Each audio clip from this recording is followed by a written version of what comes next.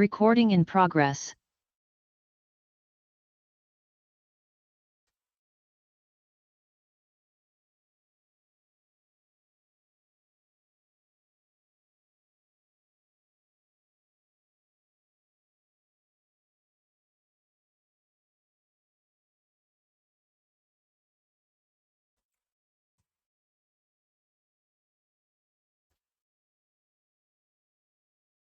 बेटे जिसको अकाउंट नहीं पढ़ना वो जा सकता है और जिसको पढ़ना है वो बैठे यहाँ पर।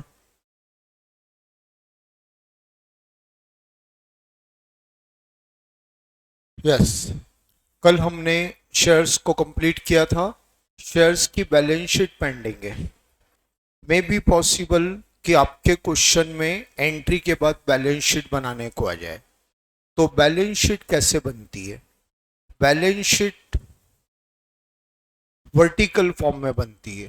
हमने जो फाइनल अकाउंट में और पार्टनरशिप में बैलेंस शीट देखी, लाइबिलिटी अमाउंट एसेट्स अमाउंट, वो हॉरिजेंटल फॉर्म है, ऐसा चलता है। और कंपनी की बैलेंस शीट वर्टिकल चलती है। पहले लाइबिलिटी पोर्शन आता है, फिर एसेट्स पोर्शन आता है। ठीक है, अमाउंट के 2 कॉलम्स बनते हैं बैलेंस शीट में।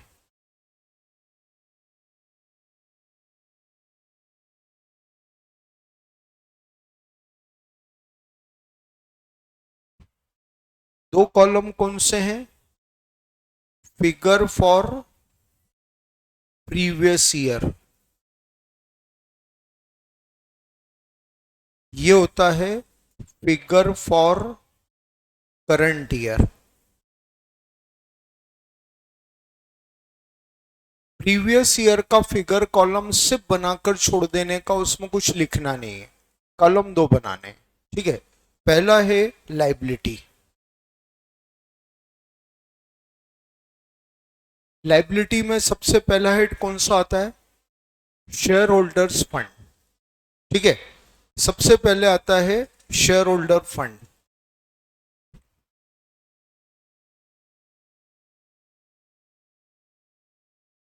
शेयर होल्डर फंड में आती है शेयर कैपिटल। अब ये क्वेश्चन आप अभी सॉल्व कर लीजिएगा, मैं आपको पूरा बेसिक बता रहा हूं।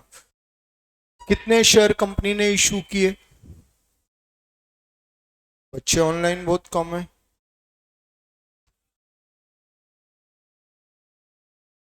कल बोल दिया था ना मैंने, 11:30 बजे मैं क्लास लूंगा।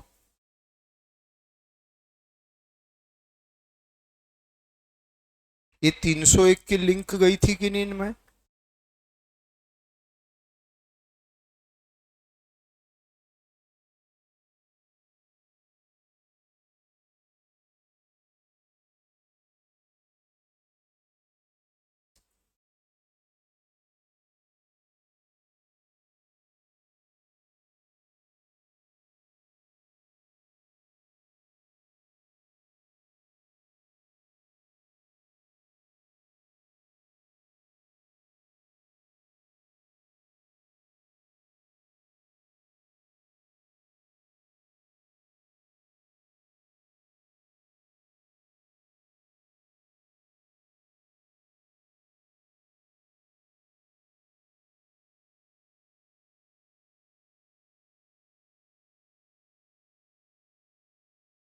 बेटे ऑनलाइन में लिंक कल वाली है कि कोई नहीं है? ऑनलाइन स्टूडेंट रिप्लाई करें। ठीक है,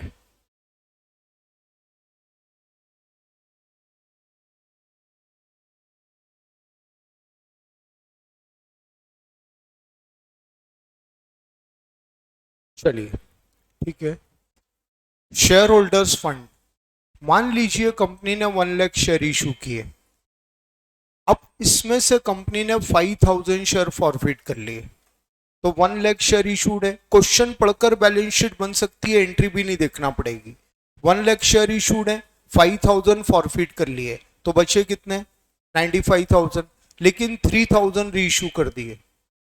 टोटल इशूड शेयर में से फॉरफिटेड शेयर माइनस करो और री इशूड शेयर प्लस कर दो।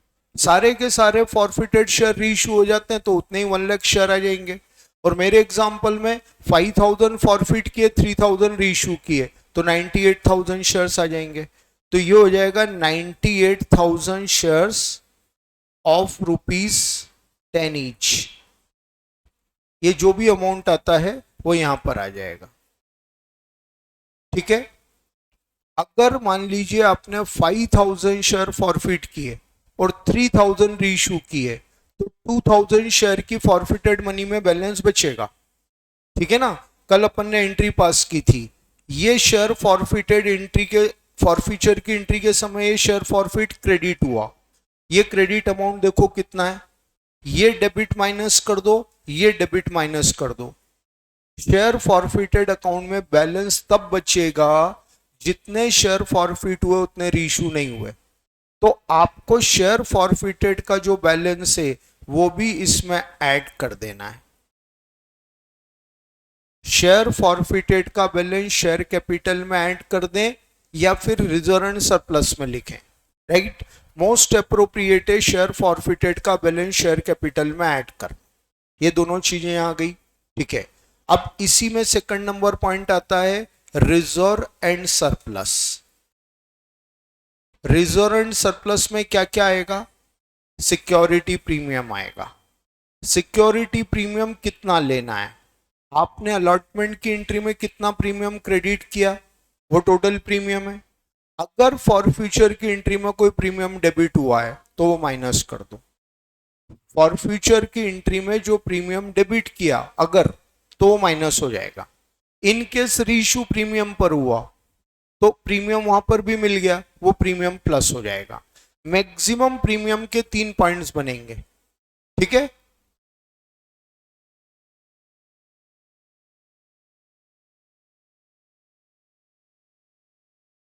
तो यहां पर प्रीमियम अलॉटमेंट के टाइम जो क्रेडिट हुआ वो ले लेंगे, इसके बाद फॉर फ्यूचर के टाइम जो प्रीमियम डेबिट हुआ माइनस कर देंगे, रीइश्यू का प्रीमियम प्लस कर देंगे, ये सिक्योरिटी प्रीमियम का बैलेंस आ जाएगा। ठीक है, लास्ट एंट्री में आपने कैपिटल रिजर्व में कितना अमाउंट ट्रांसफर किया वो कैपिटल रिजर्व भी रिजर्व एंड सरप्लस में आ जाएगा। 4 चीजें आती है बस बेटा, share capital, balance of share forfeited account, security premium, capital reserve. ठीक है, इसके बाद सेकंड नंबर पॉइंट आता है लॉन्ग टर्म बोरोइंग। आपके शेयर्स के क्वेश्चन में इसके बाद जो भी आप लिख रहे हो ये कुछ भी आपके क्वेश्चन में नहीं होता है। लॉन्ग टर्म बोरोइंग में डिबेंचर को लिखते हैं, अभी अपन अगले चैप्टर में पढ़ेंगे बट इस चैप्टर में नहीं आएगा। ठीक है, फिर तीसरा आ जाता है करंट लाइबिलिटी। करंट लाइबिलिटी भी यहाँ पर कुछ नहीं होती है, वो भी बस यहाँ लिख दो और ये टोटल लगा दो, ये लाइबिलिटी हो गया। हाँ, कॉल्स इन एडवांस आखिरी तक बचता नहीं है। ठीक है, कभी क्वेश्चन में पहले तो कॉल्स इन एडवांस आता नहीं, अगर आया भी तो जितना कॉल्स इन एडवांस रिसीव हुआ पूरा का पूरा एडजस्ट हो चुका होता है till the end of question. हमेशा बैलेंस शीट क्वेश्चन एंड होने के बाद बन रही है, तो कॉल्स इन एडवांस में बैलेंस बचा नहीं। ठीक है, अपन क्वेश्चन के अकॉर्डिंग बैलेंस शीट पढ़ रहे हैं। अब इसके बाद अगला पोर्शन आ जाता है एसेट्स। एसेट्स में सबसे पहले कौन सी आती है, non current assets. Non current assets, एक पॉसिबिलिटी, कंपनी ने किसी फिक्स एसेट्स खरीद कर शेयर से पेमेंट किया। एक इशू ऑफ शेयर का पूरा क्वेश्चन जैसा कल हमने पढ़ा था वैसा आता है, उसके पहले क्वेश्चन एक पॉइंट और लिख देता है, company purchase building worth ₹10 lakh, payment made by shares. तो उसकी एंट्री होती है बिल्डिंग डेबिट टू वेंडर और vendor debit to share capital. अगर ऐसा कोई पॉइंट आ जाए, कोई फिक्स एसेट्स खरीदी और पेमेंट शेयर से किया, तो फिक्स एसेट्स यहां पर आ जाएगी। ठीक है, बिल्डिंग, मशीन, फर्नीचर जो भी खरीदा है। इसके अलावा इस चैप्टर में और कोई फिक्स एसेट्स नहीं आती। नॉन करंट एसेट्स का मतलब होता है फिक्स एसेट्स, वो फिक्स एसेट्स यहां पर नहीं होगी। सेकंड होता है करंट एसेट्स। अब करंट एसेट्स में यहां पर आएगा कैशेड बैंक। कैशेड बैंक कैसे निकलेगा, एंट्री कर ली आपने, जहां जहां पर बैंक डेबिट किया जितने अमाउंट से वो सब प्लस कर दो। Excuse me, bank debit to share application, bank debit to share allotment, bank debit to share first call, bank debit to share second call. जहां जहां बैंक डेबिट हुआ है, और लास्ट में एक bank debit to share capital reissue के time. एक bank credit होता है कब? रिफंड। सेकंड नंबर एंट्री में जब बैंक रिफंड के टाइम क्रेडिट किया तो वो माइनस कर दो। सारे बैंक डेबिट प्लस कर दिए और क्रेडिट वाला बैंक माइनस कर दिया, वो जो बैलेंस आया वो यहाँ लिख दो। ठीक है, अगर कोई बिल्डिंग जैसी एसेट्स नहीं है तो ये टोटल और बैंक बैलेंस मैच कर जाता है, यही बैलेंस शीट टैली होगी। क्वेश्चन खत्म। ये पूरा बैलेंस शीट का फॉर्मेट अगर बैलेंस शीट क्वेश्चन में मांगता है तो देना है, नहीं मांगा है, उसने लिखा है पास द जनरल एंट्रीज, तो बैलेंस शीट बनाकर नहीं देना है।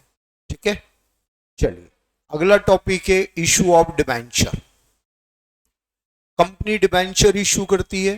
पहली बार डिबेंचर किस किस प्राइस पर इशू होता है? डिबेंचर किस किस कंसिडरेशन में इशू होता है? 3, कैश कंसिडरेशन में, फिक्स एसेट्स कंसिडरेशन में और कोलेटरल सिक्योरिटी में। कैश के अगेंस्ट कंपनी ने डिबेंचर इशू किया तो क्या एंट्री करते हैं? Bank debit to debenture. ठीक है, अगर कंपनी ने फिक्स एसेट्स के लिए डिबेंचर इशू किया तो 2 एंट्री करते हैं, पहले fixed assets debit to vendor और फिर वेंडर डेबिट टू डिबेंचर। ठीक है, कोलेटरल सिक्योरिटी के लिए कंपनी ने डिबेंचर इशू किया तो 2 ऑप्शन में आंसर देने। पहला ऑप्शन नो एंट्री, कोई एंट्री ना की जाए। जो बैंक लोन लेने पर डिबेंचर दिए तो बैंक लोन की एंट्री होगी, bank debit to bank loan, debenture की एंट्री नहीं होगी as per first option. Second option अगर एंट्री करना है तो debenture suspense account debit to debenture. ठीक है, ये 3 कंसिडरेशन में डिबेंचर इशू होते हैं। अब अगला पॉइंट आता है किस किस प्राइस पर डिबेंचर इशू होता है? वही 3 प्राइस पर, at par, at discount, at premium. At par मतलब issue of debenture at face value. Company ने डिबेंचर को फेस वैल्यू पर इशू किया तो no profit no loss, entry वही होगी बैंक टू डिबेंचर। अगर डिबेंचर प्रीमियम पर इशू हुआ है तो प्रीमियम का वर्ड भी वही, नाम भी वही, रूल भी वही, बैलेंस शीट प्रेजेंटेशन भी वही और एंट्री भी वैसी, bank account debit to debenture to security premium. 10 रुपए वाला डिबेंचर 12 रुपए में इशू किया तो 12 रुपए को नंबर ऑफ डिबेंचर से मल्टीप्लाई कर देंगे तो bank account debit to debenture 10 rupees से और टू सिक्योरिटी प्रीमियम 2 रुपीज से। ठीक है, तीसरा ऑप्शन डिबेंचर डिस्काउंट पर इशू करें। डिबेंचर डिस्काउंट पर इशू हो सकता है, पब्लिक को भी, शेयर इशू नहीं होता है, डिबेंचर हो सकता है। अगर डिबेंचर डिस्काउंट पर इशू हुआ तो एंट्री होगी bank account debit discount on issue of debenture debit to debenture. ठीक है, अब डिबेंचर का रिडम्पशन किस प्राइस पर होता है? एट पार और एट प्रीमियम। डिस्काउंट पर रिडम्पशन नहीं होता है। अगर एट पार रिडम्पशन हुआ तो कोई प्रॉफिट लॉस नहीं है, अगर प्रीमियम पर रिडम्पशन हुआ है तो वो लॉस है, क्योंकि ये प्रीमियम कंपनी ने पे किया है। ठीक है, अब कंपनी एक्ट का रूल है कि जो discount on issue of debenture है और premium on redemption of debenture है, ये दोनों लॉसेस हैं, ये दोनों लॉसेस हैं और इन लॉसेस को डिबेंचर रिडम्पशन करने तक कंपल्सरीली राइट ऑफ करना पड़ेगा। ठीक है, तो कहां से राइट ऑफ करती है कंपनी से? पी एंड एल से। हर साल जो प्रॉफिट एंड लॉस बनेगा उसमें ये लॉस का अमाउंट डेबिट होता जाता है। तो कंपनी क्या करती है? दोनों को, discount on issue of debenture है,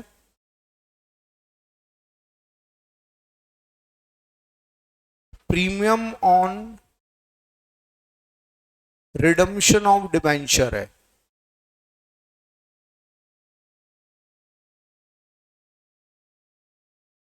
इन दोनों को company loss on issue of debenture account में ले लेगी। डिस्काउंट और प्रीमियम दोनों को एक अकाउंट में ले लेती है, loss on issue of debenture.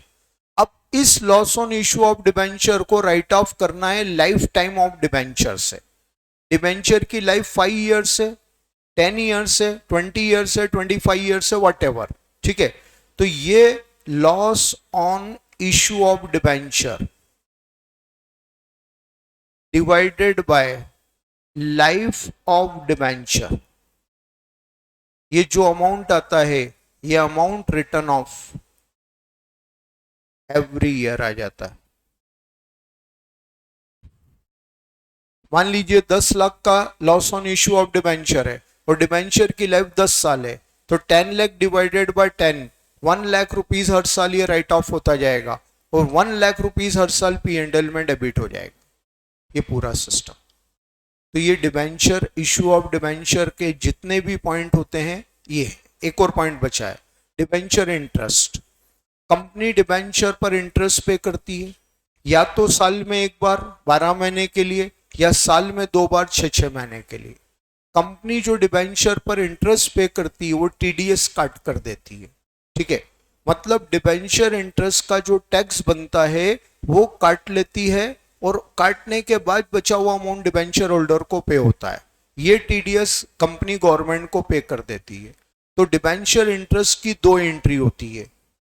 Debenture interest expense है तो डेबिट हो जाएगा, इसका 10% TDS इनकम टैक्स पेबल के नाम से क्रेडिट होता है और 90% इंटरेस्ट डिबेंचर होल्डर को देना है तो 90% डिबेंचर होल्डर्स के नाम से क्रेडिट होगा। Debenture interest debit to income tax payable to debenture holder, ये ड्यू की एंट्री होती है। अब इमीडिएट ये इंटरेस्ट पे हो जाता है तो debenture holders debit income tax payable debit to bank, और लास्ट में ये डिबेंचर इंटरेस्ट, अगर साल में 2 बार इंटरेस्ट पे किया तो ये ऊपर वाली दोनों एंट्री 2 बार होगी, पहले 6 महीने की, दूसरे 6 महीने की। और अगर साल में एक ही बार इंटरेस्ट पे हुआ तो ये दोनों एंट्री एक बार होगी। और लास्ट में ये डिबेंचर इंटरेस्ट P&L में ट्रांसफर हो जाता है, P&L debit to debenture interest. ये डिबेंचर चैप्टर का कंप्लीट नॉलेज है। शेयर्स वाला पार्ट भी हमने कंप्लीट कर लिया, सारे इंपॉर्टेंट टॉपिक कंप्लीट हो गए। अब छोटे छोटे टॉपिक बचे हैं, bank reconciliation, rectification of error, sale और रिटर्न सेल। इनमें से भी कंटिन्यूअस क्वेश्चन बन रहा है, मतलब सेल और रिटर्न सेल कम क्वेश्चन बनाता है, बट BRS और रेक्टिफिकेशन ऑफ एरर में हर अटेम्प्ट में क्वेश्चन बन रहा है। Bank reconciliation statement, bank reconciliation statement is a statement which reconcile the balance between difference between cash book balance and passbook balance। एक trader के बैंक ने trader को पासबुक भेजा, उस पासबुक में बैंक ने एक बैलेंस बताया है कि ट्रेडर का बैंक में जो अकाउंट है उसमें इतना बैलेंस आ रहा है। ट्रेडर ने अपनी कैश बुक बना रखी है, उस कैश बुक में जो बैंक कॉलम है ट्रेडर ने उसका बैलेंस निकाला, वो बैलेंस इस पर कैश बुक है। जैसे ही ट्रेडर को पासबुक मिलती है, पासबुक के क्लोजिंग बैलेंस को कैश बुक के क्लोजिंग बैलेंस से कंपेयर करता है। अब मान लीजिए इन दोनों बैलेंस में डिफरेंस आ गया, तो डिफरेंस क्यों आ रहा है इसको मालूम करने के लिए वो एक स्टेटमेंट बनाता है, उसे हम बोलते हैं बैंक रिकॉन्सिलेशन स्टेटमेंट। अब कैश बुक और पासबुक में balance, cash book passbook balance के डिफरेंस के 9 रीजन है, टोटल 9 रीजन से डिफरेंस आता है, ठीक, 1 बाय 1। यही इस चैप्टर का मेन नॉलेज है, इसी पर BRS बनता है। Cheque deposited but not collected by bank, cheque deposit किया, क्या हुआ, कैश बुक बढ़ गया, बैंक ने कलेक्ट नहीं किया, पासबुक कम है, दोनों बैलेंस में डिफरेंस आ गया। Check issued but not presented for payment, trader ने किसी बंदे को चेक से पेमेंट किया but not presented for payment, मतलब उस बंदे ने चेक को पेमेंट के लिए प्रेजेंट नहीं किया। अब चेक इशू किया, क्या हुआ, कैश बुक कम हो गई, पेमेंट के लिए प्रेजेंट नहीं हुआ तो पासबुक बढ़ा हुआ है, कैश बुक कम हो गई, पासबुक बढ़ा है, दोनों बैलेंस में डिफरेंस आ गया। Direct deposited by customer in our bank account but not entered in cash book, passbook बढ़ गई, कैश बुक कम है, दोनों बैलेंस में डिफरेंस आ गया। Direct payment made by bank but not entered in cash book, payment किया तो पासबुक कम हो गई लेकिन कैश बुक बढ़ा हुआ है, दोनों बैलेंस में अगेन डिफरेंस आ गया। इंटरेस्ट ऑन इन्वेस्टमेंट और BR amount collected by bank but not entered in cash book, passbook बढ़ गई, बैंक ने ये सब चीजें कलेक्ट की तो पासबुक बढ़ गई, कैश बुक कम है, दोनों बैलेंस में अगेन डिफरेंस आ गया। Discounted B R dishonoured but not entered in cash book. Discounted B R dishonour हुआ, इससे क्या हुआ, पासबुक कम हो, लेकिन कैश बुक बढ़ाया, अगेन दोनों बैलेंस में डिफरेंस आ गया। Interest allowed by bank but not entered in cash book. Bank ने इंटरेस्ट दे दिया, क्या हुआ, पासबुक बढ़ गई। बैंक ने इंटरेस्ट दिया, पासबुक बढ़ गई, कैश बुक कम है, दोनों बैलेंस में डिफरेंस आ गया। Bank charges charge by bank but not entered in cash book. Passbook कम हो गई लेकिन कैश बुक बढ़ा है, दोनों बैलेंस में डिफरेंस आ गया। ये 8 पॉइंट जेन्युइन रीजन है। और 9th नंबर रीजन है एरर। अब 8 के अलावा अगर डिफरेंस आ रहा है तो एरर की वजह से आ रहा है। एरर किस बुक में होती है, किसी में भी, पासबुक में भी हो सकती है, कैश बुक में भी हो सकती है, बट सेम एरर दोनों बुक में हो ये इम्पॉसिबल है। या तो एरर पासबुक में बैंक कर देगी या कैश बुक में ट्रेडर कर देगा, दोनों में से किसी एक बुक में एरर होती है, बट एरर किसी भी बुक में हो सकती है। तो एरर की वजह से भी दोनों बुक्स के बैलेंस में डिफरेंस आ जाता है। ठीक है, ये रीजन है कैश बुक पासबुक बैलेंस में डिफरेंस के। अब बीआरएस कैसे बनता है, दो बैलेंसेस की बात कर रहे हैं हम, cash book balance passbook balance. ये दोनों बैलेंसेस दो टाइप के होते हैं, cash book balance debit credit, passbook balance debit credit. अपने को इनका नेचर अच्छे से याद रखना है, बीआरएस में नेचर का यूज है। कैश बुक डेबिट बैलेंस कौन सा है, फेवरेबल, और कैश बुक क्रेडिट बैलेंस कौन सा है, ओवरड्राफ्ट। ठीक है, पासबुक डेबिट बैलेंस है ओवरड्राफ्ट और क्रेडिट बैलेंस है फेवरेबल। क्या एडवाइस किया था मैंने, चारों याद मत रखना, कैश बुक को याद रख लेना, पासबुक उल्टा होता है, कभी भी नहीं भूलेंगे। कैश बुक का debit balance favourable, credit OD, passbook का डेबिट ओडी, क्रेडिट फेवरेबल। ठीक है, आपको क्वेश्चन कोई एक बैलेंस देता है, उस गिवन बैलेंस को बेस लेकर बीआरएस बनाना है। ये बीआरएस का फॉर्मेट है, पूरा पर्टिकुलर और अमाउंट के दो column plus item minus item. आपको क्वेश्चन कोई सा भी दिया है, बैलेंस कोई एक देगा, दो तो कभी नहीं देगा, वो बैलेंस एज पर कैश बुक या पासबुक, दोनों बुक का अगर बैलेंस फेवरेबल है तो वो प्लस कॉलम में आएगा, और अगर दोनों बुक का ओडी बैलेंस है तो माइनस कॉलम में आएगा। फेवरेबल बैलेंस प्लस में आता है, ओडी बैलेंस माइनस में आता है। अब एड ही रहेगा, लेस ही रहेगा। 8 पॉइंट को रिवर्स नहीं करना है, बैलेंस को रिवर्स कर देना है। जैसे मॉड्यूल ने जब भी ओडी बैलेंस दिया है तो हम जो ऐड करते हैं मॉड्यूल लेस करता है, हम जो लेस करते हैं मॉड्यूल ऐड करता है, तो वो 8 पॉइंट उल्टा कर रहा है, बैलेंस को वहीं रख रहा है। हमने क्या सिस्टम पढ़ा, बैलेंस को उल्टा कर दो, फेवरेबल बैलेंस प्लस में, ओडी माइनस में, और अब एड ही रखो, लेस ही रखो, कभी भी कंफ्यूजन नहीं आएगा। और फिर बोल रहा हूं कि मॉड्यूल अगर वैसा कर रहा है और हम अलग कर रहे हैं तो हम गलत नहीं पढ़ रहे हैं भैया। अभी पिछले अटेम्प्ट में 10 मार्क्स का बीआरएस का क्वेश्चन आया, 80 में से 80 न्यूमेरिकल पोर्शन में उन दोनों बच्चों को आए जिनको अकाउंट में 95 आए, मतलब उनके 5 मार्क्स थियरी में कटे। दोनों ने अपनी कॉपी बुलवाई, कॉपी मैंने अपनी आंखों से देखी है। थियरी में 5 मार्क्स काटे एग्जामिनर ने, न्यूमेरिकल में 1 मार्क भी दोनों का नहीं कटा है। सिस्टम बिल्कुल हम परफेक्ट है, हर एक ऑथर इसको यूज कर रहा है। अब एडलेस कैसे करना है, ट्रिक वही रहेगी जो हमने हमेशा पढ़ी है। अगर cash book balance starting point है, क्वेश्चन ने आपको बैलेंस एज पर कैश बुक दिया है, मतलब वो स्टार्टिंग पॉइंट है, तो जो भी ऐड या लेस करेंगे वो कैश बुक बैलेंस में, और कंपैरिजन करेंगे पासबुक से। ट्रांजैक्शन का इफेक्ट दो पासबुक पर, देखो क्या हुआ, पासबुक बढ़ गया, कैश बुक बढ़ा दो, पासबुक कम हो गया, कैश बुक कम कर दो। जब question cash book balance starting point देगा तो एड या लेस कैश बुक में करेंगे, कंपैरिजन पासबुक से करेंगे। पासबुक बढ़ी तो कैश बुक बढ़ाएंगे, पासबुक कम हो गई तो कैश बुक कम कर देंगे। ये सिस्टम है हमारा। पूरे 8 पॉइंट को समझें इस पर। Check deposited but not collected by bank. अब चेक डिपॉजिट किया तो क्या हुआ, कैश बुक बढ़ा दिया, लेकिन पासबुक कम है। अब पासबुक कम है तो कैश बुक को भी कम कर दें, ठीक है। Cheque issued but not presented for payment, cheque issue किया तो कैश बुक कम हो गई, लेकिन पासबुक बढ़ा हुआ है। अब पासबुक बढ़ा हुआ है तो कैश बुक को बढ़ा देंगे, ऐड हो जाएगा।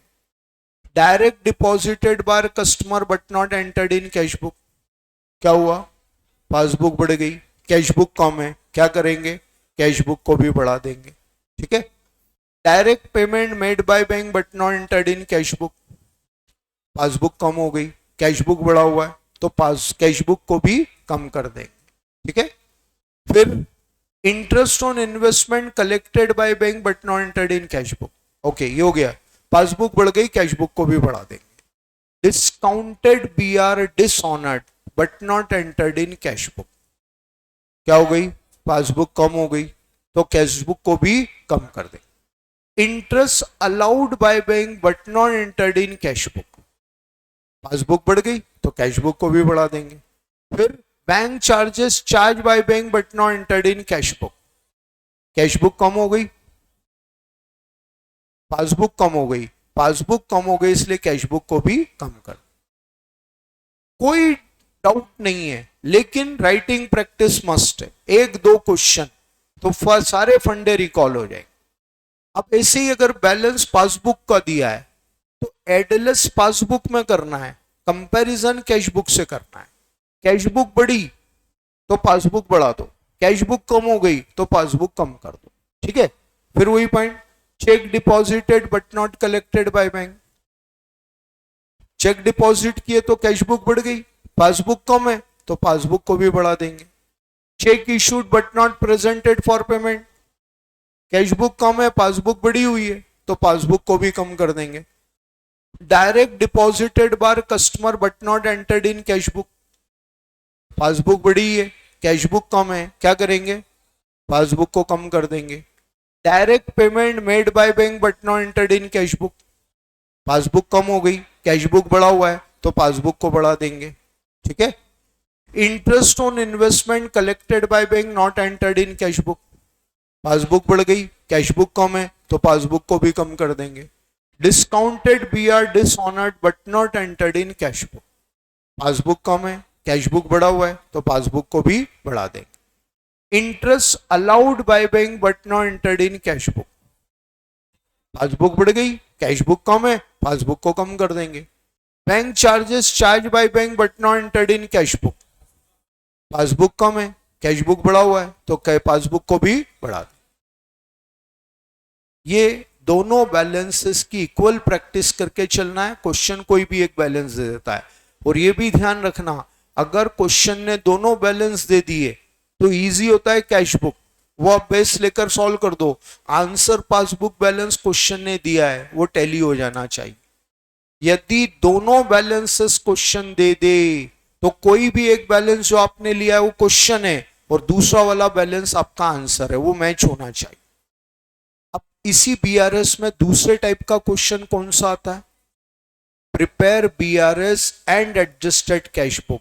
फिर बोल रहा हूं बहुत अच्छे से अलर्ट रहना, बीआरएस का जैसे ही आपने क्वेश्चन देखा सबसे पहले माइन्यूटली देखो क्या पूछ रहा है।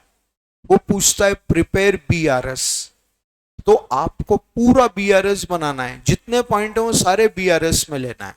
दूसरा ऑप्शन, क्वेश्चन पूछ रहा है prepare BRS and appropriated cash book, तो ये दूसरे टाइप का क्वेश्चन आ गया, सारे पॉइंट बीआरएस में ले लिए, क्वेश्चन में 0 मार्क मिलेगा आपको। इसलिए अप्रोप्रिएटेड कैश बुक बीआरएस मांगा है या सिर्फ बीआरएस मांगा है, ये दो टाइप के क्वेश्चन एग्जाम में आ सकते, दोनों में से कोई एक आएगा। अब अगर अप्रोप्रिएटेड कैश बुक बीआरएस दोनों पूछ रहा है, क्वेश्चन ऐसा ही होता है। अब अप्रोप्रिएटेड कैश बुक पहले बनाना है, अप्रोप्रिएटेड कैश बुक को स्टार्ट करेंगे कैश बुक के बैलेंस से। अब क्वेश्चन ने कैश बुक का फेवरेबल बैलेंस दिया है, फेवरेबल बोलो तो डेबिट, तो टू बैलेंस बीडी लिख दो।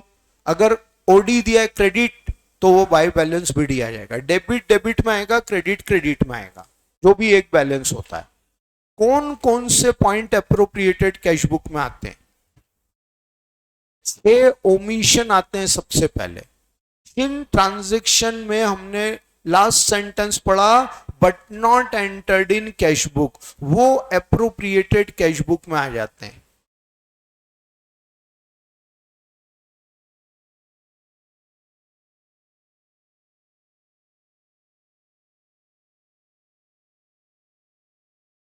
मान लीजिए कैश बुक में डेबिट बैलेंस दिया है, to balance BD, direct deposited by customer but not entered in cash book. अगर पैसा आपके बैंक में जमा हुआ है तो कैश बुक में डेबिट में आएगा क्योंकि वो रिसिप्ट है, और अगर पैसा बैंक से पेमेंट हुआ है तो क्रेडिट में आएगा क्योंकि वो पेमेंट है। अब डायरेक्ट डिपॉजिटेड बार कस्टमर मतलब कस्टमर ने हमारे अकाउंट में पैसा डिपॉजिट कर दिया तो ये कैश बुक में डेबिट में आ जाएगा। Direct payment made by bank but not entered in cash book, bank ने पेमेंट किया है तो ये क्रेडिट में आ जाएगा। जिस अमाउंट का नाम लिखा है वो नाम यहाँ लिख दो, like bank telephone charges, subscription, नहीं है तो बाय पेमेंट लिख दो।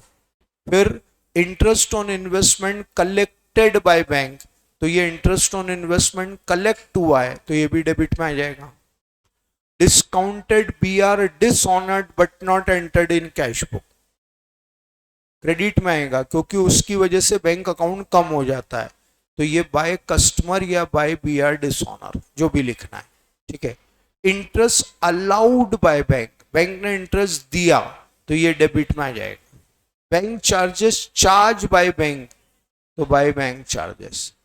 6 ओमिशन एप्रोप्रिएटेड कैश बुक में आते हैं, ये आपकी कॉपी में बहुत अच्छे से लिखा हुआ है, ठीक है, ये फॉर्मेट भी बना होगा। अब दूसरा पॉइंट कौन सा आता है एप्रोप्रिएटेड कैश बुक में? नहीं, एक वर्ड जो मैंने बताया था, rectification of error of cash book. Question ने कैश बुक की कोई एरर दी है, उन एरर का रेक्टिफिकेशन इस एप्रोप्रिएटेड कैश बुक में आ जाता है।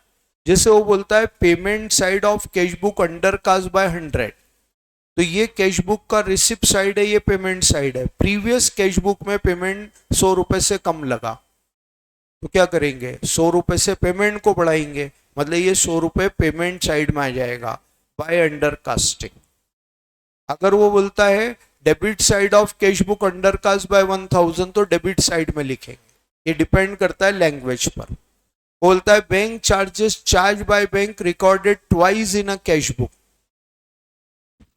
बैंक चार्जेस 2 बार लिख दिए तो पिछली बार 2 बार बाय बैंक चार्जेस लिख दिया होगा, अब आप एक बार टू बैंक चार्जेस लिख दो। ऐसी जो भी कैश बुक की एरर है तो rectification of error of cash book, मैंने आपको जो नोट करवाया था इस लैंग्वेज से करवाया था। All omission of cash book, जिनके साथ लिखा है not recorded in cash book, वो ओमिशन ऑफ कैश बुक है। और फिर rectification of error of cash book, ठीक है ना, कैश बुक की एरर को नहीं लिखना है, एरर के रेक्टिफिकेशन को लिखना है। बेटा अंडर कास्टिंग एक बार और बता देता हूं, वो लिख रहा है payment side of cash book under cast, मतलब ये जो कैश बुक का पेमेंट साइड है वो 100 रुपए से कम लिखा था पहले, अब 100 रुपए क्रेडिट में लिख देंगे तो बराबर हो जाएगा।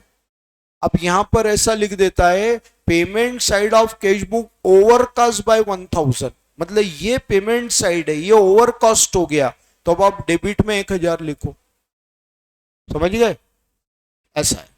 चलो ये हो गया। अब इसके बाद आप कर दो इसका बैलेंसिंग, डेबिट ज्यादा है क्रेडिट कम है, ये डिफरेंस आ गया बाय बैलेंस सीडी। बेटा ये जो बाय बैलेंस सीडी है इसको डेबिट बैलेंस बोलेंगे, डेबिट ज्यादा है क्रेडिट कम है इसलिए डेबिट बैलेंस है। मान लो क्रेडिट ज्यादा है डेबिट कम है, डिफरेंस टू बैलेंस सीडी आया तो वो क्रेडिट बैलेंस हो जाएगा, ये अप्रोप्रिएटेड कैश बुक बन गई।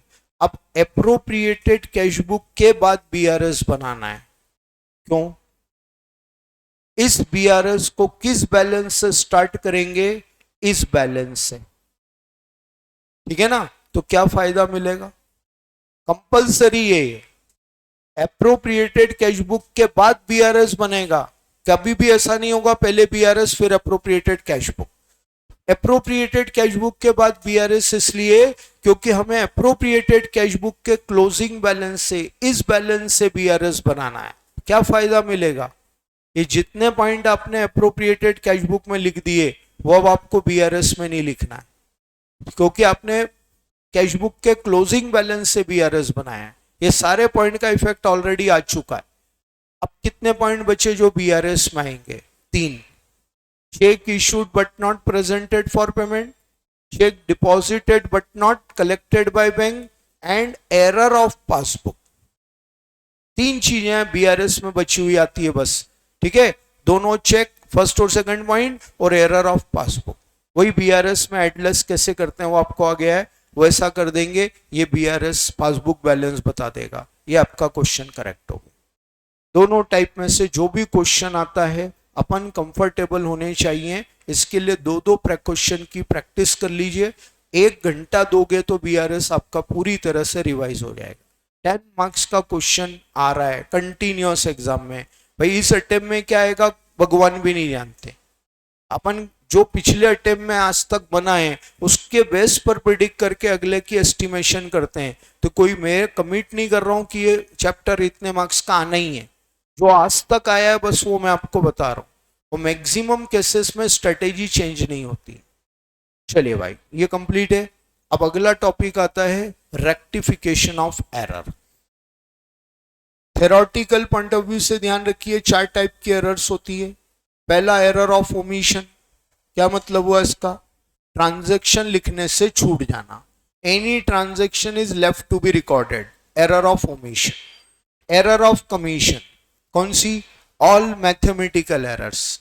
पूरी अकाउंटेंसी में अमाउंट गलत लिख दिया, टोटल गलत लगा दिया, डिफरेंस गलत निकाल लिया, वो एरर ऑफ कमीशन। तीसरी है प्रिंसिपल एरर।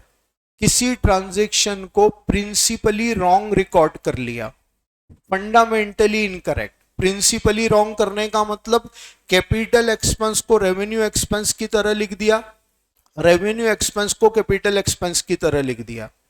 कोई नॉमिनल अकाउंट है उसको पर्सनल अकाउंट के नाम से लिख दिया, किसी पर्सनल अकाउंट को नॉमिनल के नाम से लिख दिया। तो ये आपकी प्रिंसिपल एरर होती है। जैसे फर्नीचर खरीदा, परचेस में डेबिट कर दिया, सैलरी पेड की मोहन में डेबिट कर दिया, ये सब प्रिंसिपल एरर। चौथा होता है कंपनसेटिंग एरर। जब 2 एरर का इफेक्ट एक दूसरे से कैंसिल हो जाए तो इसे हम कहते हैं कंपनसेटिंग एरर। 4 टाइप की एरर्स होती हैं, ठीक है। एरर का रेक्टिफिकेशन कब कब होता है? अब चूंकि रिवीजन कर रहे हैं तो एक ही बार में 3 बार होता है, एक ही बार में पढ़ लेंगे। पहला कब? ट्रायल बैलेंस बनाने से पहले। दूसरा होता है ट्रायल बैलेंस बनाने के बाद बट फाइनल अकाउंट बनाने से पहले। और तीसरा होता है फाइनल अकाउंट बनाने के बाद, ठीक है। पहले की पॉसिबिलिटी 10%, बहुत मैक्सिमम क्वेश्चन एग्जाम में आने की। तीसरे की पॉसिबिलिटी 20-30%, 50-70% सेकंड की पॉसिबिलिटी। लेकिन तीनों तैयार करके जाना है। हमारे नोट्स की बात करें या मॉड्यूल की बात करें, नोट्स का पहला क्वेश्चन और मॉड्यूल के स्टार्टिंग के 2 question before making trial balance है। पहले तो before making trial balance, after making trial balance error का डिफरेंस समझें। क्वेश्चन में कैसे पहचानेंगे कि ये question before making trial balance है या आफ्टर मेकिंग ट्रायल बैलेंस है? क्वेश्चन ने अगर सस्पेंस अकाउंट का बैलेंस दिया है, सस्पेंस का बैलेंस नहीं दिया है लेकिन ये लिख दिया है कि ट्रायल बैलेंस बन गया है, टैली नहीं हुआ और सस्पेंस आ रहा है, तो ये कौन सी एरर हो गई? After making trial balance. और ऐसा कोई सस्पेंस के बारे में कुछ नहीं लिखा है, ना ही ट्रायल बैलेंस बन गया ऐसा कुछ लिखा है, तो ये बिफोर मेकिंग ट्रायल बैलेंस। मतलब बिफोर मेकिंग ट्रायल बैलेंस में क्वेश्चन कुछ लिखता ही नहीं है, सीधे लिख देता है पास द जर्नल एंट्रीज, ठीक है। अब यहां आफ्टर मेकिंग ट्रायल बैलेंस में लिख कर देगा कि एक ट्रेडर है ये, इसने ट्रायल बैलेंस बनाया, टैली नहीं हुआ, डिफरेंस को सस्पेंस में लिख दिया, सस्पेंस इतना बैलेंस बता रहा है, इसका मतलब ये आफ्टर मेकिंग ट्रायल बैलेंस, ठीक है। Before making trial balance error को कभी भी सस्पेंस से रेक्टिफाई नहीं करना है। After making trial balance error में सस्पेंस आ सकता है, ठीक है। ये 2 टाइप की एरर है। और तीसरा आफ्टर मेकिंग फाइनल अकाउंट, इसमें क्लियर लिखा होता है कि एक ट्रेडर की बुक में ये एरर है, ठीक है। नेक्स्ट ईयर उसको ये एरर मालूम हुई, नेक्स्ट ईयर, ठीक है, वर्ड कहीं ना कहीं रिफ्लेक्ट हो रहा है। फाइनल अकाउंट बनाने के बाद मतलब नेक्स्ट ईयर। तो ये नेक्स्ट ईयर ये एरर है उसने आइडेंटिफाई की, मतलब ये आफ्टर मेकिंग फाइनल अकाउंट का क्वेश्चन। चलो आफ्टर मेकिंग फाइनल अकाउंट पर अभी अपन बाद में आएंगे, पहले कुछ एग्जांपल लेते हैं। Furniture purchase debited in purchase account, furniture purchase debited in purchase account, furniture debit to purchase. क्या गलत कर दिया वो देख लो, ठीक है ना, उसको रिवर्स करो, जो सही नहीं किया उसको सही कर दो, उन दोनों को मिला दो, ये एंट्री बन गई। फर्नीचर परचेज क्या डेबिट होना था, फर्नीचर, वो कह रहा है डेबिटेड इन परचेस अकाउंट, ये रॉन्ग है। तो परचेज जो डेबिट हुआ उसको क्रेडिट कर देंगे, फर्नीचर जो डेबिट नहीं हुआ उसको डेबिट कर देंगे और दोनों को मिला लेंगे, फर्नीचर डेबिट टू परचेस, ठीक है। Salary paid to Mohan debited in his account, अब सैलरी पेड की तो सैलरी डेबिट होना था, उसने मोहन को डेबिट कर दिया, तो क्या एंट्री हो जाएगी, salary debit to Mohan. Goods purchase from Keshav recorded in sale book, अब गुड्स परचेज फ्रॉम केशव क्या एंट्री होनी थी, purchase to Keshav, sale book में एंटर्ड कर लिया, मतलब उसने एंट्री कर दी Keshav to sale, Keshav to sale wrong है, उल्टा कर दो, नहीं केशव टू सेल को उल्टा करो, सेल टू केशव। अब नई एंट्री सही एंट्री लग लेकर आओ, परचेज टू केशव और दोनों को मिला लो, purchase debit sale debit to Keshav, ठीक है। Amount receive from Vipin whose account had been written off as bad debt in last year,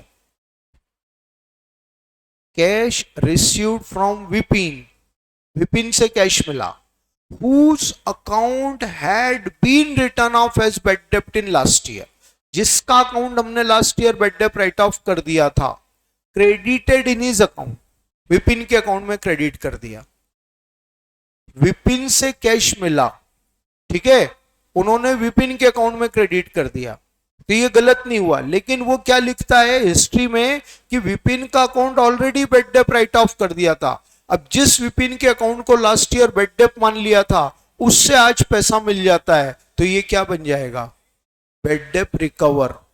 entry क्या होनी चाहिए, cash to bad debt recover, और उसने एंट्री कर दी कैश टू विपिन, क्या करेंगे, Vipin debit to bad debt recovered, ठीक है। Cheque received from Ramesh has been dishonoured debited to allowance account, Ramesh से मिला हुआ चेक डिसऑनर हो गया, अलाउंस अकाउंट में डेबिट हो गया। रमेश से चेक मिला मतलब रमेश एक कस्टमर है, जब चेक डिसऑनर होता है तो एंट्री होती है कस्टमर डेबिट टू बैंक, मतलब डेबिट होना था रमेश को, इन्होंने डेबिट किसको कर दिया, अलाउंस को, तो अब क्या रेक्टिफिकेशन एंट्री क्या कर देंगे, रमेश डेबिट टू अलाउंस, ठीक भाई। Cash receive from Raju debited in his account, हाँ कैश रिसीव फ्रॉम राजू की एंट्री क्या होनी चाहिए, cash to Raju, Raju account में पोस्टिंग कहां होनी थी, क्रेडिट में, इसने कर दी डेबिट में, क्या करेंगे, जब अपोजिट साइड पोस्टिंग हो जाए तो डबल अमाउंट से इफेक्ट आता है, ये बात अच्छे से दिमाग में रख लो, पहले भी बहुत स्ट्रेस देकर यही कहा, कंफ्यूजन ज्यादा रहता है इसमें। Cash receive from Raju, cash to Raju, Raju होना था क्रेडिट, उसने क्या कर दिया राजू को डेबिट, तो डबल अमाउंट से क्रेडिट करोगे तो रेक्टिफिकेशन होगा ना, ठीक है। तो अब एंट्री क्या कर देंगे, सस्पेंस डेबिट टू राजू और अमाउंट आ जाएगा डबल, ठीक है ना। फिर एक पूरी सीरीज है 8 एरर की, purchase book overcast undercast, sale book overcast undercast, purchase return sales return book overcast undercast. तो इसका एक बहुत इजी सा ट्रिक बताया था मैंने, परचेस बुक का टोटल परचेस अकाउंट में डेबिट में जाता है, सेल बुक का टोटल सेल अकाउंट के क्रेडिट में जाता है, परचेस रिटर्न बुक का टोटल परचेस रिटर्न के क्रेडिट में जाता है, और सेल्स रिटर्न बुक का टोटल सेल्स रिटर्न अकाउंट में डेबिट में जाता है। सर मैं कैसे याद रखूंगा, अरे भाई तेरे को फाइनल अकाउंट तो बहुत अच्छे से आता है ना, बोलो हाँ वो तो बहुत अच्छे से आता है, तो परचेस कहाँ लिखा, डेबिट में, सेल कहाँ लिखा, क्रेडिट में। परचेस डेबिट तो purchase return credit, sales credit तो सेल्स रिटर्न डेबिट, ये चारों के साइड क्लियर हैं। इन्हीं साइड में पोस्टिंग होती है, परचेस में डेबिट, सेल में क्रेडिट, परचेस रिटर्न में क्रेडिट, सेल्स रिटर्न में डेबिट। अब अगर इनकी बुक अंडर कास्ट है, बढ़ाना है, तो क्या करोगे, रिलेटेड साइड इफेक्ट कर दोगे, डेबिट तो डेबिट, क्रेडिट तो क्रेडिट, रिलेटेड साइड।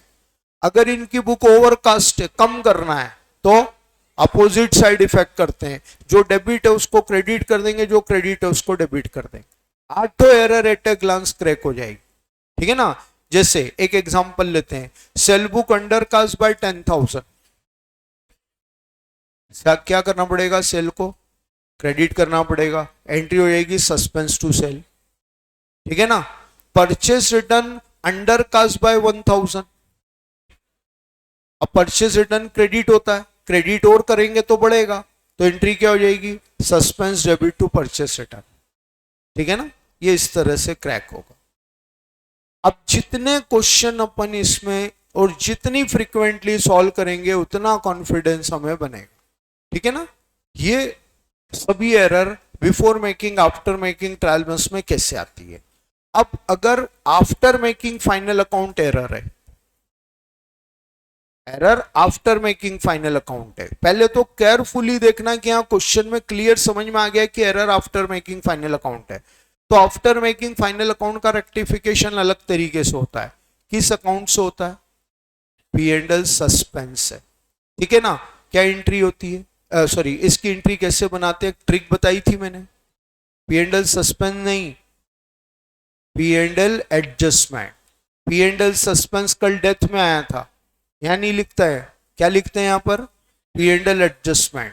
हाँ, पी एंड एल एडजस्टमेंट का ट्रिक क्या बताया था मैंने, जैसी एंट्री अभी बना रहे हो वैसी बना दो, और उस एंट्री में ट्रेडिंग पी एंड एल वाला अकाउंट जहां भी आ रहा है उसको वहां से हटाओ और उसकी जगह पी एंड एल एडजस्टमेंट लिख दो।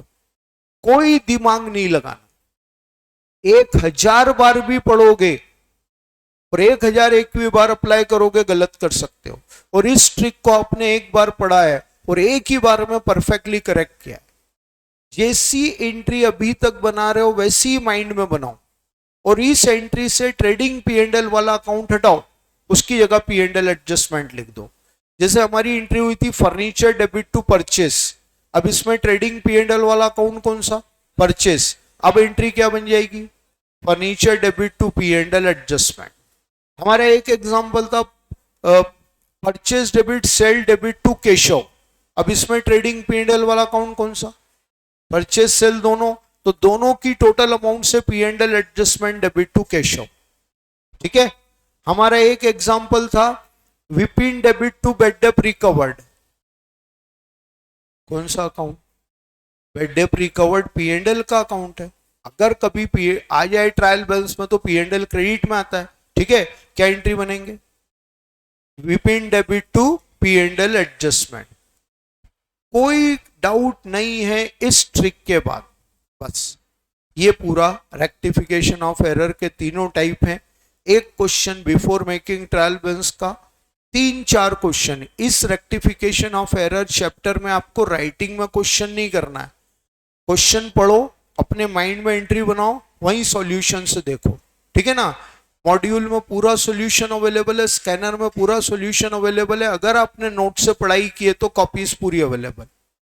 तो क्वेश्चन पढ़ो, अपने माइंड में एंट्री बनाओ, ओके, सॉल्यूशन से मैच कर लो। राइटिंग में भी करने की जरूरत नहीं है, मतलब 2 घंटे अगर आपने दिए तो कम से कम 10 से 15 क्वेश्चन आप सॉल्व कर सकते हो। ये रेक्टिफिकेशन ऑफ एरर की मेमोरी आपको एग्जाम में पूरी स्ट्राइक रहती है। और अभी नहीं करना है, रुक जाओ 8 दिन और, 8 दिन बाद कर लेना, तो 8 दिन बाद किया हुआ तो अब कभी भी नहीं भूलोगे। सेम एरर एग्जाम में आ गए, आपको याद रहेगा, अच्छा ये तो अपन ने पढ़ा हुआ है। ये बेनिफिट होता है रिवीजन का। चलिए इसके बाद सेल और रिटर्न सेल। सेल और रिटर्न सेल की अकाउंटिंग कैसे होती है चैप्टर में हमने पढ़ा है। कभी कभी क्वेश्चन आता है, लेकिन जब भी आएगा 5 मार्क्स का, और मॉड्यूल से बाहर क्वेश्चन आज तक बना नहीं। कितने टाइप के ट्रेडर होते हैं, 3 टाइप के। पहला टाइप कौन सा, कैजुअल, दूसरा फ्रीक्वेंट, तीसरा न्यूमरस। कैजुअल ट्रेडर का सेल और रिटर्न सेल अकाउंटिंग करने का क्या प्रोसेस है? जिस दिन वो सेल और रिटर्न सेल करेगा उसी दिन वो उसको एक्चुअल सेल मान लेगा और एक्चुअल सेल वाली एंट्री कर देगा। क्या एंट्री कर देगा? Debtor debit to sale. जिस दिन सेल और रिटर्न सेल किया उसी दिन एक्चुअल सेल वाली एंट्री करेगा, वो एंट्री होगी debtor debit to sale. 10th day customer ने माल लौटा दिया तो वो उसको सेल्स रिटर्न रिकॉर्ड कर लेगा, sales return debit to debtor. और अगर 10th डे कस्टमर ने गुड्स रख लिए तो उसकी कोई एंट्री नहीं हो। 3 एंट्री होती है कैजुअल ट्रेडर में रेगुलर बेसिस बस। जिस दिन माल बेचे, सेल और रिटर्न सेल करे उसी दिन डेटर टू सेल, रिटर्न आ जाए तो सेल्स रिटर्न टू डेटर और रख ले तो नो एंट्री। ठीक। अब ईयर एंडिंग डेट पर कैजुअल ट्रेडर का एडजस्टमेंट क्या होता है? 4 दिन पहले, ईयर एंडिंग डेट से 4 दिन पहले उसने कस्टमर को सेल और रिटर्न सेल किया, एज यूजुअल एंट्री कर दी डेटर टू सेल। अब ईयर एंडिंग डेट पर उसको एडजस्टमेंट क्या करना है? 2 एडजस्टमेंट बताए मैंने। पहला क्या? उसको रिटर्न अज्यूम कर लेंगे। जो 4 दिन पहले सेल की एंट्री की थी डेटर टू सेल, उसको सेल्स रिटर्न अज्यूम कर लेंगे। क्या एंट्री बन जाएगी? Sale debit to debtor, not sales return to debtor. ठीक है।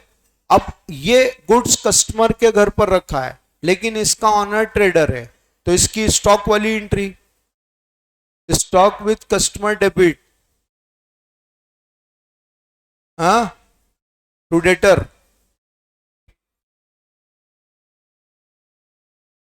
Stock with customer debit to trading, sales debit to customer, पहले सेल्स रिटर्न अज्यूम करने की एंट्री, फिर stock with customer debit to trading. ठीक है। ये एंट्री कॉस्ट प्राइस से। ये पूरा कैजुअल ट्रेडर का पॉइंट है। कैजुअल ट्रेडर के 6 से 7 क्वेश्चन मॉड्यूल ने दिए हैं। ठीक है। पहले 2 क्वेश्चन और लास्ट क्वेश्चन, 3 क्वेश्चन जरूर से रिवाइज कर लेना। मॉड्यूल का पहला, दूसरा और लास्ट कैजुअल ट्रेडर का जो लास्ट क्वेश्चन जिसमें बैलेंस शीट की भी प्रेजेंटेशन दी है, इन 3 में से कोई एक क्वेश्चन आता है। अब इसके बाद आता है सेकंड फ्रीक्वेंट। फ्रीक्वेंट का मॉड्यूल ने कोई क्वेश्चन नहीं दिया, आज तक क्वेश्चन ही नहीं बना। बट अगर क्वेश्चन बना तो फ्रीक्वेंट ट्रेडर क्या करता है? एक सेल और रिटर्न जर्नल बनाता है। फ्रीक्वेंट ट्रेडर सेल और रिटर्न सेल को कैसे रिकॉर्ड करता है? सेल और रिटर्न जर्नल। इसमें कितने कॉलम होते हैं? 4। पहला कॉलम एसओआर सेल, दूसरा कॉलम रिटर्न, तीसरा कॉलम अप्रूव्ड और चौथा कॉलम बैलेंस। 4 कॉलम्स होते हैं। जब जब सेल और रिटर्न सेल होगा इस बुक में date, name of customer, amount, पूरे साल जिस जिस दिन सेल और रिटर्न सेल होगा बिल्कुल इसी कॉलम में डेट, जो भी डेट है उस बंदे का नाम और उसका अमाउंट, बस ऐसे लिखते जाना है। हर कस्टमर 10th डे या विद इन 10 डेज या तो गुड्स रिटर्न करेगा तो इस कॉलम में लिखो, वही डेट नेम अमाउंट। अप्रूव्ड कर ले, इस कॉलम में लिख दो, वही डेट नेम अमाउंट। हर कस्टमर या तो 10th डे रिटर्न कर देगा या अप्रूव कर लेगा। ओके। रिटर्न किया तो रिटर्न कॉलम में, अप्रूव किया तो अप्रूव कॉलम में। जो ट्रांजैक्शन इस कॉलम में रिकॉर्ड हुआ वो इन दोनों में से किसी एक कॉलम में रिकॉर्ड होता जाएगा टिल द एंड, ये एंड हो जाएगा। बैलेंस कॉलम की यूटिलिटी 364 दिन तक कुछ भी नहीं होती है। बैलेंस कॉलम की यूटिलिटी क्या होती है? लास्ट 7 डेज में कस्टमर को सेल और रिटर्न सेल किए, वो यहां पर लिखा है, वही डेट नेम अमाउंट। 31 मार्च तक एक की भी एक्सपायरी डेट नहीं आई। आपने जितने कस्टमर को लास्ट वीक में माल बेचा वो सब इस कॉलम में लिखा है, 3-4 ट्रांजैक्शन, एक की भी एक्सपायरी 31 मार्च तक नहीं आई। तो एक ने भी ना तो रिटर्न किया और ना ही अप्रूव किया है, तो ऐसे सारे कस्टमर की डिटेल बैलेंस कॉलम में आ जाती। मतलब ये वो लोग हैं जिनसे अगले साल रिटर्न गुड्स लेना है या अप्रूवल लेनी है, ये बैलेंस, ये बुक है। कभी इनकेस इसका क्वेश्चन जो आज तक नहीं वो अपने अटेम्प्ट में हो जाए तो ये फॉर्मेट हमने पहले भी पढ़ा था, आज भी रिवाइज किया। और तीसरे टाइप का ट्रेडर कौन होता है? न्यूमरस। न्यूमरस ट्रेडर, अच्छा ये वाली जो बुक है वो कौन सी बुक है? हाँ, एक वर्ड बताया था मैंने इसके बारे में, सेल और रिटर्न जर्नल, मेमोरेंडम बुक है, मेन बुक से अलग बनती है। और ऐसी न्यूमरस ट्रेडर दो मेमोरेंडम बुक बनाता है। कौन सी दो मेमोरेंडम बुक बनाता है? एसओआर बुक और एसओआर लेजर। इसमें जर्नल एंट्री की थी हमने, कॉपी में घर जाकर पढ़ लीजिएगा journal entry. Ledger direct question में आता है, वो लेजर में आपको बता रहा हूं। कितने लेजर अकाउंट बनते हैं इसमें? दो। पहला लेजर अकाउंट बनता है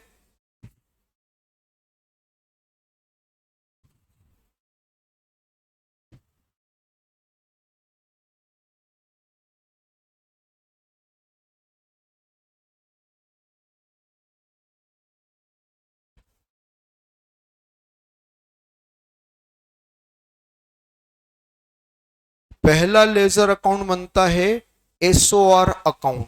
एसओआर अकाउंट बोल दो या एसओआर सेल अकाउंट बोल दो, ठीक है। सबसे पहले पोस्टिंग होती है सेल की, बाय सन्ड्रीज। सारी पोस्टिंग में सन्ड्रीज वर्ड आता है, लेकिन किसकी पोस्टिंग हो रही है उसको ब्रैकेट में जरूर से लिख देना है, सोल्ड, ठीक है। आपके क्वेश्चन ने 5, 6, 8, 10 जितने सेल के ट्रांजैक्शन दिए हैं सबकी टोटल, इसको मैंने बोला था पीरियोडिकल टोटल। आपके क्वेश्चन ने जितने सेल और रिटर्न सेल ट्रांजैक्शन दिए हैं सबकी टोटल, ये पीरियोडिकल टोटल सेल की पोस्टिंग है। कस्टमर माल लौटा देगा टू सन्ड्रीज, काई की पोस्टिंग? रिटर्न की। अब आपके क्वेश्चन ने 8 सेल दिए, 3 में से क्वेश्चन रिटर्न बता रहा है, उन तीनों की टोटल, ठीक है। फिर टू सन्ड्रीज अप्रूवल, आपके क्वेश्चन ने 4 ट्रांजैक्शन में अप्रूवल बताया है, चारों की टोटल। 8 सेल हैं, 3 रिटर्न हुए, 4 अप्रूवल हुए, एक ट्रांजैक्शन का बैलेंस बच गया, वो यहां जाएगा बैलेंस सीडी। मॉड्यूल में जो प्रैक्टिकल क्वेश्चन दिए इलिस्ट्रेशन के बाद, उसमें सेकंड नंबर क्वेश्चन हमने क्लास में सॉल्व किया था। इसका फॉर्मेट पूरा आपकी कॉपी में बना है। पहले जर्नल एंट्री है, फिर फॉर्मेट है। जर्नल एंट्री से फॉर्मेट बन रहा है। क्वेश्चन अगर एग्जाम में आता है तो सीधे लेजर में पूछता है। तो पहला ये वाला अकाउंट है, और दूसरा अकाउंट बनता है कस्टमर अकाउंट। कस्टमर जितने भी हैं उनके सबके सेपरेट सेपरेट अकाउंट बनेंगे। सारे कस्टमर के अकाउंट नहीं बनाना है। क्वेश्चन 1 या 2 कस्टमर के अकाउंट पूछेगा, वो आपको देना है। तो सबसे पहले आएगा टू एसओआर सेल, काई की पोस्टिंग है ये? सोल्ड की। ये कस्टमर गुड्स लौटा रहा है, देखना पड़ेगा। जैसे सपोज ए और डी का अकाउंट पूछा तो पहला एज अकाउंट बन रहा है। अब ए को जितने का माल बेचा हुआ यहां लिख दिया। अब ए ने रिटर्न कर दिया, तो बाय एसओआर सेल, वर्ड एक ही है सबके, बाय एसओआर सेल ये रिटर्न आ गया, ये अकाउंट क्लोज हो गया। अब मान लो उसने डी का अकाउंट पूछा, ये ए का अकाउंट है, अब उसने डी का पूछा, फिर वही टू एसओआर सेल सोल्ड, और डी ने गुड्स अप्रूव्ड कर लिया, बाय एसओआर सेल अप्रूव्ड।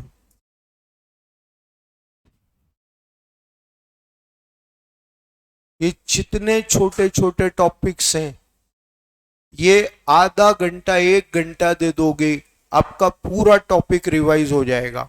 जो पोजीशन इस समय दिख रही है, बहुत अपने आप को कंट्रोल करके मैं सब चीजें बता रहा हूं कि हमने अभी तक शायद रिवीजन ही नहीं किया है। ये ऑनलाइन की अवेयरनेस बता रही है, फिजिकल क्लास की आंसरिंग बता रही है। बिना रिवीजन किए कुछ भी नहीं होने वाला है। मैं अभी तक का काउंट करवा दूं, ये 10th आवर चल रहा है रिवीजन का, 10वां घंटा। मैंने फॉर्मेलिटी नहीं की है, बिल्कुल क्लियर से बताना। मैथ्स का रिवीजन कितने घंटे हुआ, थोड़ा सा बताना पड़ेगा आपको। 2 घंटे। स्टेट्स का,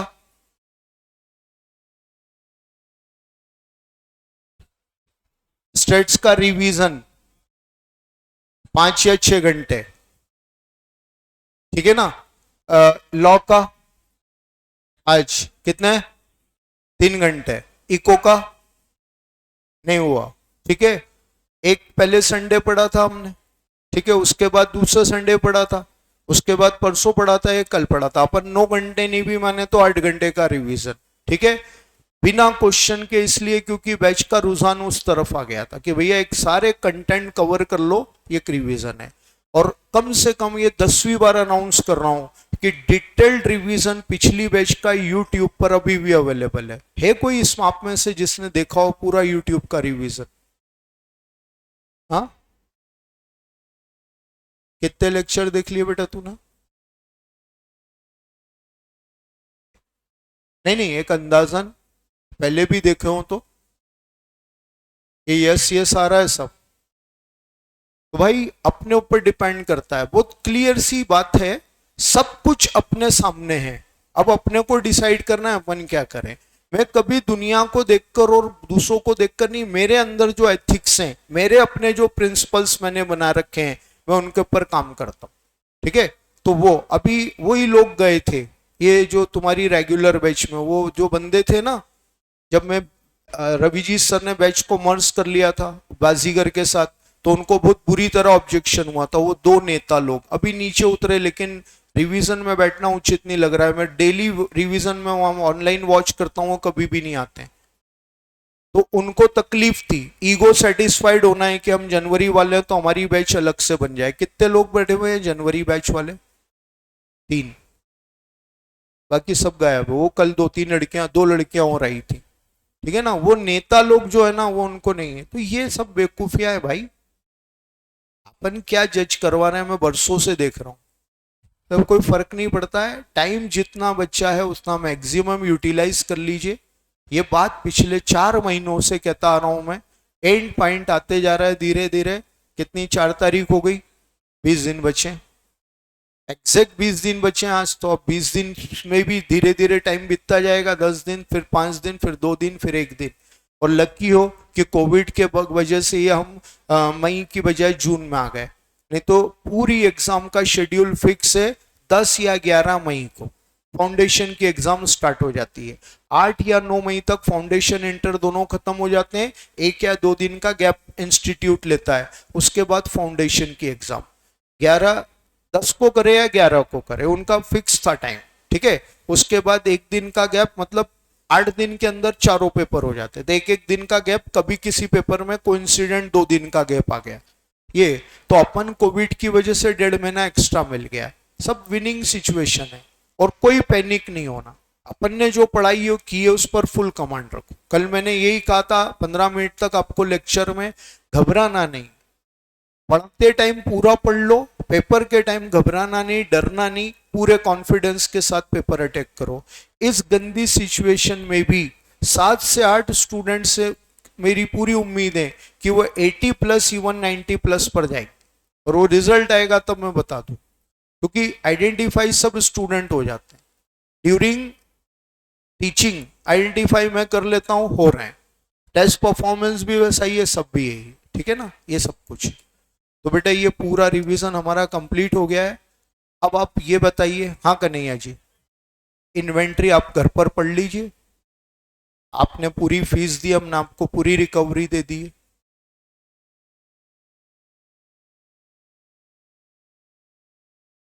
हाँ ना, उसके लिए मैंने आपको एक बात कही थी, अगर आपको याद हो तो। क्या? एक मेरा यूट्यूब का रिवीजन है, वो बंदा पीछे यस सर बोल रहा है, तो वो देख लीजिए आप। आपकी एक्सपेक्टेशन बहुत हाई है, हम उसको पूरा नहीं कर पाते हैं। तो वो लास्ट में खत्री सर ने भी मेरे को बोला था, बोलो उनको आप एक्सट्रीमली सॉरी बोलना। मैंने कहा बिल्कुल सर, मैं सॉरी बोलूंगा, ठीक है। इतना ही कर पाएंगे हम, इससे ज्यादा नहीं हो पाएगा, ठीक है। इनको बेटा आप लोगों को पढ़ाया था मैंने, मॉड्यूल से इन्वेंट्री वैल्यूएशन। मॉड्यूल में जो इन्वेंट्री वैल्यूएशन है वो उस लेवल का है जिसके हमने क्वेश्चंस नहीं पढ़े, राइट।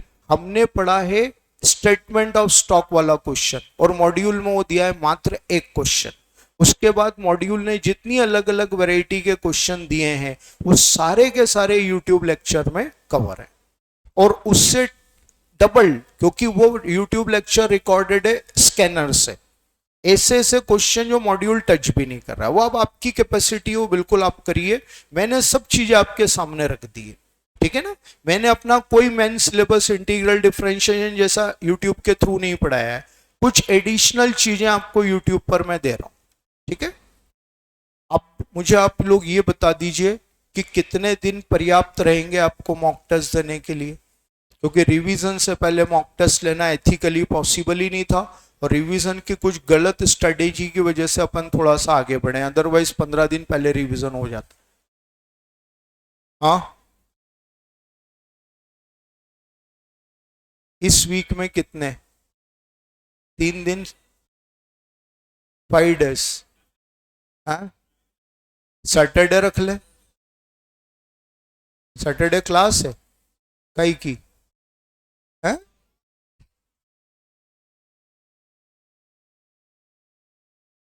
फ्राइडे रख लेते हैं, ठीक है।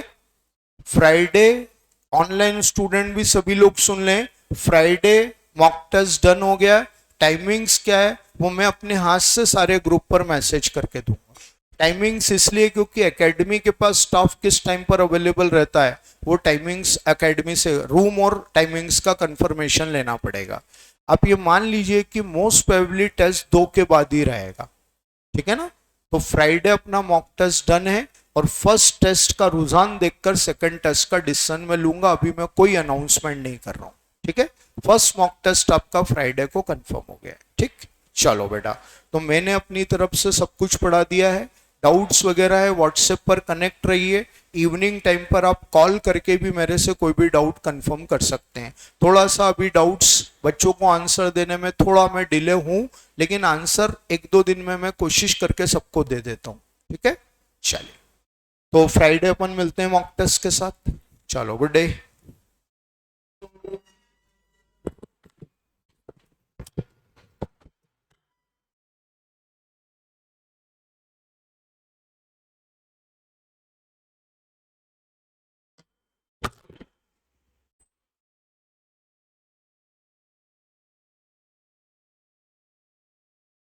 Recording stopped.